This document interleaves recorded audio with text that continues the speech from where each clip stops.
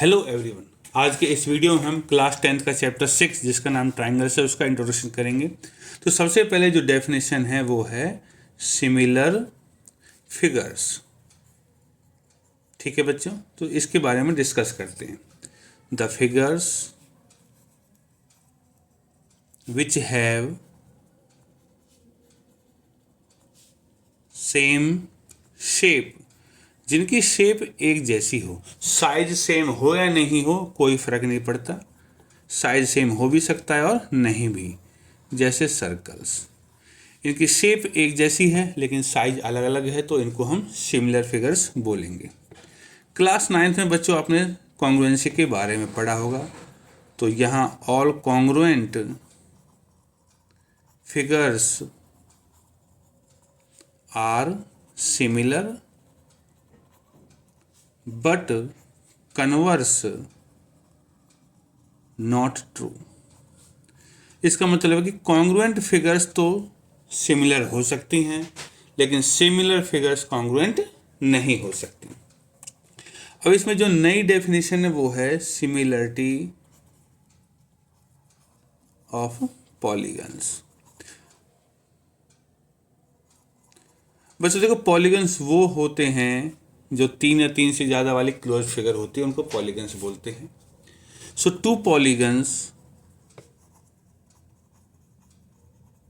Are said to be similar। देखो पॉलीगन्स को कब बोलेंगे similar? If number 1 their corresponding angles are equal. अगर उनके कोरस्पॉन्डिंग एंगल्स बराबर हो जाएं। एंड, ठीक है बच्चों, एंड मतलब दूसरी कंडीशन कंपलसरी है। Their corresponding sides are proportional. दोनों कंडीशन का होना जरूरी है। अगर एक भी मिसिंग है तो पॉलीगन्स सिमिलर नहीं होंगे। इसको मैं एग्जांपल से बता सकता हूँ। एग्जाम्पल में देखो, ये एक रेक्टेंगल है और ये एक स्क्वायर है। दोनों के एंगल्स 90-90 के होते हैं। ये भी 90 है, 90, तो एंगल्स बराबर लेकिन शेप एक जैसी नहीं है, तो नॉट सिमिलर। अकेले एंगल से काम नहीं चलेगा। ऐसे ही अगर साइड्स के बारे में बात करें, प्रोपोर्शनल है तो एक रोम्बस है और एक स्क्वायर है। दोनों की साइड 3-3 हैं, तो साइड 3-3 1:1 का रेशियो है। तो साइड्स तो प्रोपोर्शनल में लेकिन शेप एक जैसी नहीं है, तो इसको भी हम लिख सकते हैं नॉट सिमिलर। तो देखो, अकेले अकेले से काम नहीं चलता, दोनों का होना जरूरी है। साइड्स प्रोपोर्शनल में होनी चाहिए और एंगल्स बराबर होने चाहिए। अब जो सबसे जरूरी है इस चैप्टर जिसके ऊपर बेस्ड है वो है सिमिलरिटी ऑफ ट्राइंगल्स। ट्राइंगल्स की सिमिलरिटी के ऊपर है। ठीक है बच्चों, देखो टू ट्राइंगल्स, देखो ट्राइंगल भी एक पॉलीगन ही होता है, तो जो पॉलीगन में जो क्राइटेरिया है वही ट्राइंगल में भी फॉलो होगा।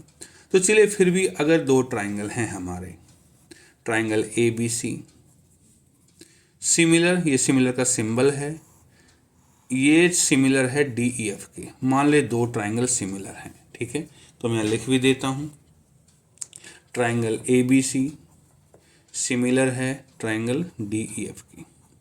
तो देखो हमने क्या लिखा था, ऊपर लिखा था their corresponding angles are equal. तो ये सिमिलर हैं तो क्या होगा, एंगल्स बराबर होंगे। एंगल A इसके बराबर होगा, एंगल A बराबर होगा एंगल D के, एंगल B बराबर होगा एंगल E के, और एंगल C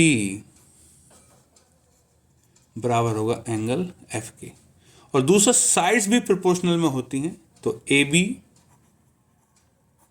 अपॉन में DE बराबर है AC अपॉन में DF के, बराबर है BC अपॉन में EF के। तो अगर ट्राइंगल सिमिलर हैं तो ये दोनों चीज़ें निकल के आती हैं।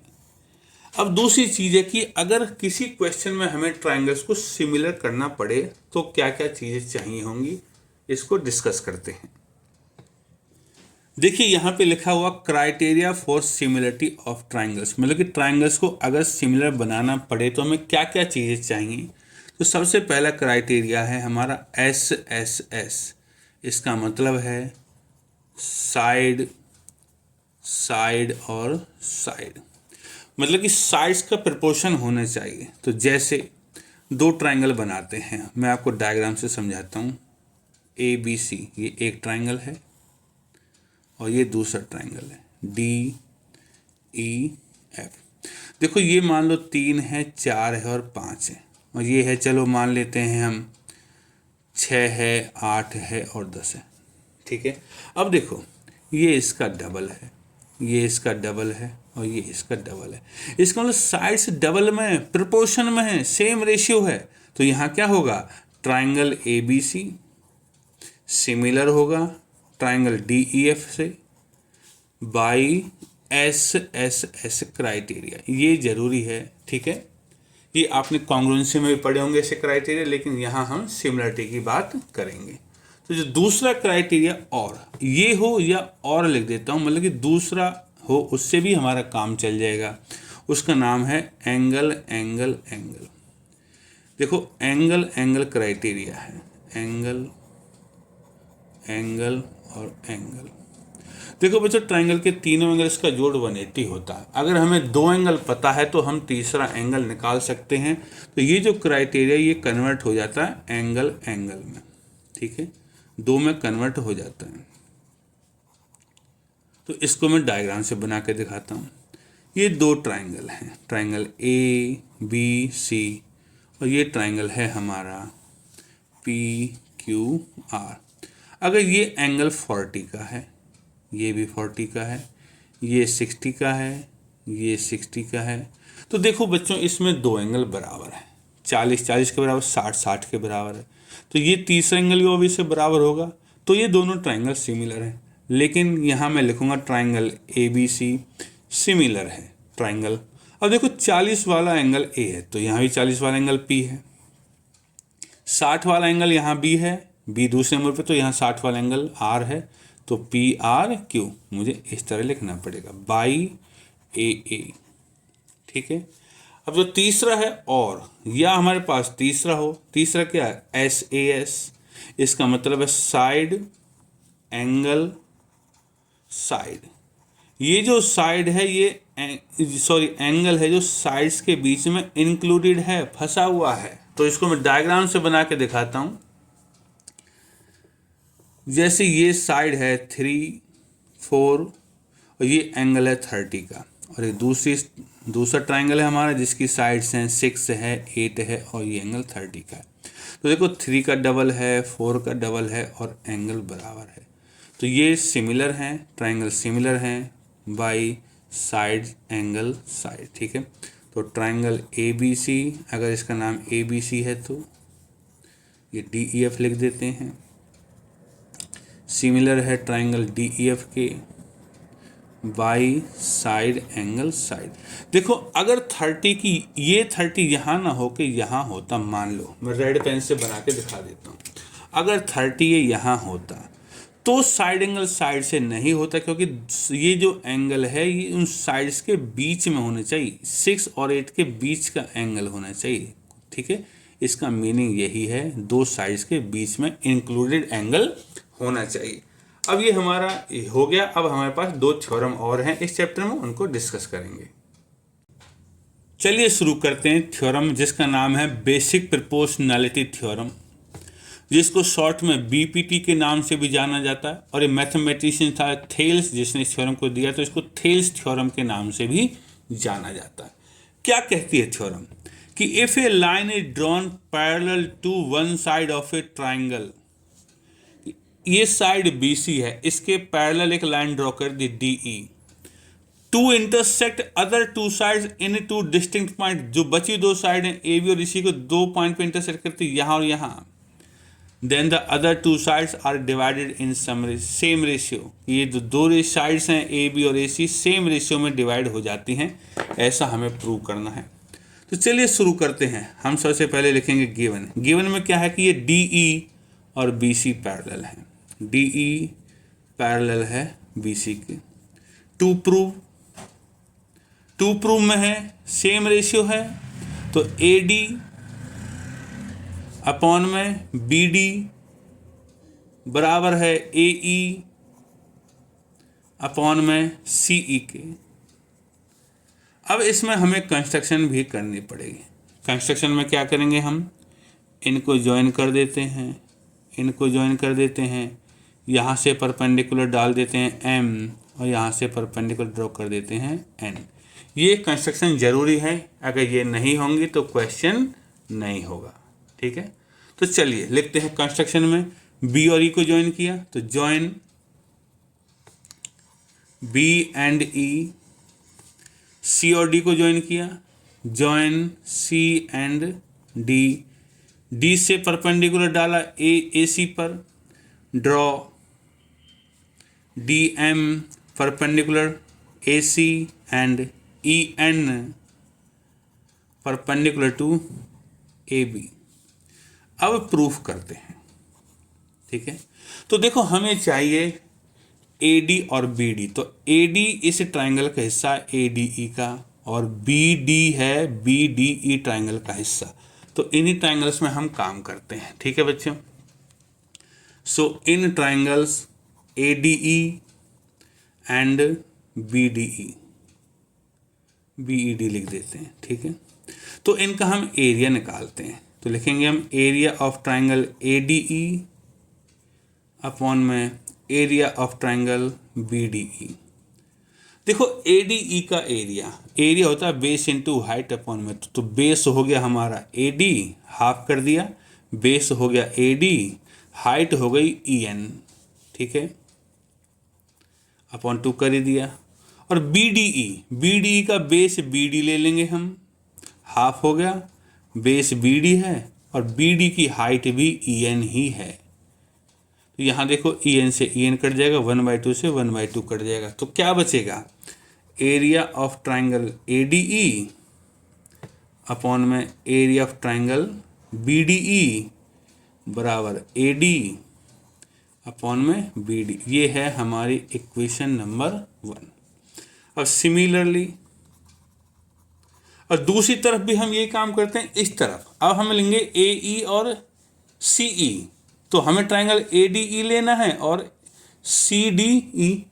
इसी तरह दूसरी तरफ भी काम करना है। तो similarly area of triangle ADE upon में एरिया ऑफ ट्रायंगल CDE, ये हो जाएगा AE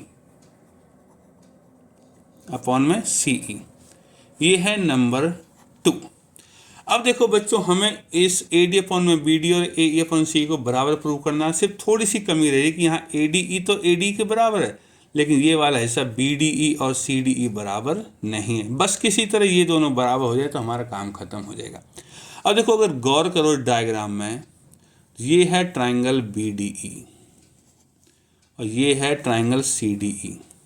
दोनों का बेस सेम है DE, और DE और BC दो पैरेलल लाइन के बीच में है ये। तो क्लास 9th में था कि triangles on the same base and between same parallels have equal area. ठीक है, याद आया कुछ? चलिए, triangle BDE and triangle CDE have same base है DE। देखो DE दोनों में है, and lie between same parallels DE and BC। therefore area of triangle BDE बराबर एरिया ऑफ ट्रायंगल CDE। ये है नंबर 3। तो देखो BDE और CD बराबर हो जाएंगे तो ये लेफ्ट हैंड साइड दोनों की बराबर हो जाएगी, तो राइट हैंड साइड ऑटोमेटिकली बराबर हो जाएगी। तो हम लिखेंगे फ्रॉम 1, 2 एंड 3, और जो 2 प्रूव में है वो ही लिख देते हैं। AD अपॉन में BD बराबर AE अपॉन में CE। क्वेश्चन तो हमारा प्रूव हो गया, लेकिन अब वापस स्टेटमेंट की तरफ आते हैं। उसमें क्या लिखा हुआ था, देखो स्टेटमेंट में लिखा हुआ था डिवाइडेड इन सेम रेशियो। अब बुक वाले ने ये तो कहा नहीं था कि AD अपॉन में BD ही रेशियो, तो AD अपॉन में AB भी हो सकता है और BD अपॉन में BA भी हो सकता है, कुछ भी रेशियो हो सकता है। तो ये तो एक रेशियो निकाला है, हमें रेशियो 6 हैं इसमें, लेकिन हम सिर्फ एक और निकालेंगे। कॉरोलरी, कॉरोलरी एक स्टेटमेंट होती है जो प्रूफ से निकलती है, इसको हम 4 मान लेते हैं। तो टेक रेसिप्रोकल ऑफ 4 का रेसिप्रोकल लेंगे तो BD ऊपर चला जाएगा, अपॉन में AD बराबर CE अपॉन में AE। तो एक नया रेशियो भी मिल गया हमें। अब और रेशियो के लिए इसमें 1 ऐड कर दो, एक और इधर भी 1 ऐड कर दो, तीसरा आएगा उसका रेसिप्रोकल कर देना, चौथा आएगा इसमें 1 ऐड कर दो, इधर 1 ऐड कर दो, पांचवा और फिर उसका रेसिप्रोकल लेंगे तो छठा। इस तरह से हमारा ये 6 के 6 रेशियोज निकल जाएंगे और BPT हमारी कंप्लीट हो गई। ये 5 नंबर की आती है। इसकी स्टेटमेंट को याद रखना बहुत जरूरी है। अब चलिए चलते हैं, लिखा है कन्वर्स ऑफ BPT, कि जो थ्योरम हमने अभी अभी करी थी उसका कन्वर्स उल्टा। उल्टा क्या कहता है कि if a line divides any 2 sides of a triangle in the same ratio, कि कोई एक लाइन DE, कोई भी 2 साइड AB और AC ले ली, इनको सेम किसी रेशियो में, सेम रेशियो में डिवाइड करते हैं, मतलब ये अपॉन में ये बराबर, ये अपॉन में ये है, तो प्रूव करना कि ये लाइन इसके पैरेलल है। बिल्कुल उल्टा हो गया है। तो ठीक है, तो इसमें गिवन में क्या है, गिवन में है AD अपॉन में BD बराबर AE अपॉन में CE, ये गिवन है। और टू प्रूव में क्या है, टू प्रूव में है कि ये DE इसके पैरेलल है, तो DE पैरेलल टू BC। अब प्रूफ करते हैं। देखो बच्चों, इसको हम करेंगे मेथड ऑफ कॉन्ट्राडिक्शन। तो हम क्या करते हैं, लेट अस एज्यूम दैट, मान लेते हैं कि DE जो है is not parallel to BC, ये DE जो BC के पैरेलल नहीं है। Therefore let DF parallel to BC।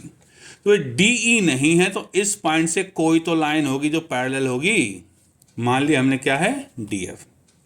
ठीक है बच्चों, DF पैरेलल हो गई है। अब देखो, नाउ इन ट्राइंगल ABC पूरा ट्राइंगल है, इसमें DF पैरेलल टू BC, ये बाय कंस्ट्रक्शन है।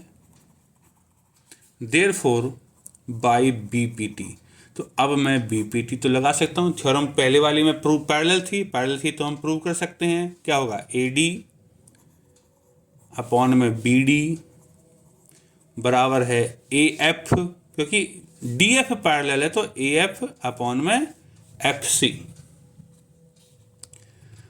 ये है इक्वेशन नंबर 1। बट हमें दे रखा है ये बट, ठीक है। बट में क्या आएगा हमारा, AD अपॉन में BD बराबर AE अपॉन में CE, ये है गिवन। और नंबर 2, अब देखो दोनों में AD अपॉन BD है तो ये इसके बराबर हो जाएगा। तो हम लिख सकते हैं फ्रॉम 1 and 2, दोनों से क्या निष्कर्ष निकल के आएगा, दोनों से आएगा कि AF अपॉन में FC बराबर है AE अपॉन में CE के। ठीक है, now add 1 to both sides of 3, इसको 3 मान लेते हैं। अब इसके दोनों तरफ 1 ऐड करते हैं। देखो क्या आएगा 1 ऐड करने पर, 1 ऐड करो, AF अपॉन में FC प्लस में 1 बराबर AE अपॉन में CE प्लस में 1। और जब 1 ऐड करेंगे एलसीएम लेंगे तो यहाँ डिनोमिनेटर में आएगा FC और AF प्लस में FC बराबर यहाँ होगा CE AE प्लस में CE। देखो ये 1 वो ऐड करने वाला है जैसे मैं पहले कॉरोलरी में बता रहा था, आप उसी तरह उसमें 1 ऐड कर सकते थे। तो AF प्लस में FC क्या बनेगा, और यहाँ है AE प्लस में CE। देखिए डायग्राम पे वापस आते हैं। AF और FC, AC बनेगा, और AE और CE भी AC ही बनेगा। ठीक है, दोनों ही AC के बराबर हैं। तो क्या हो जाएगा, यहाँ से हो जाएगा AC अपॉन में FC बराबर, ये भी AC है, अपॉन में CE, AC से AC हट जाएगा तो यहाँ से मिलेगा FC बराबर CE। ठीक है, अब देखो FC बराबर C, डायग्राम में वापस आते हैं। ठीक है, तो ये FC बराबर EC, ये बराबर नहीं क्योंकि दोनों अलग अलग पॉइंट हैं ये। ठीक है, तो यहाँ से हमारे पास दो कंडीशन हैं, दो रास्ते अपना सकते हैं। पहला, विच इज नॉट पॉसिबल। ठीक है, therefore our assumption is wrong. हमने माना था कि DE पैरेलल नहीं है, वो रॉन्ग है। Therefore DE parallel to BC और हैंस प्रूव। दूसरा रास्ता यहां से अपना सकते थे हम, which is only possible if E and F coincide. अगर ये कोइंसाइड हो जाएं दोनों, ठीक है, तो जब DF पैरेलल माना था तो DE भी पैरेलल हो जाएगा। ठीक है, which implies DE parallel to BC। ठीक है, क्योंकि जब कोइंसाइड हो जाएंगे तो DF तो हमने कंस्ट्रक्शन से पैरेलल खींचा था, तो DF पैरेलल है तो DE भी पैरेलल हो जाएगा। और इस तरह से बच्चों हमारे चैप्टर 6 का इंट्रोडक्शन खत्म हो चुका है।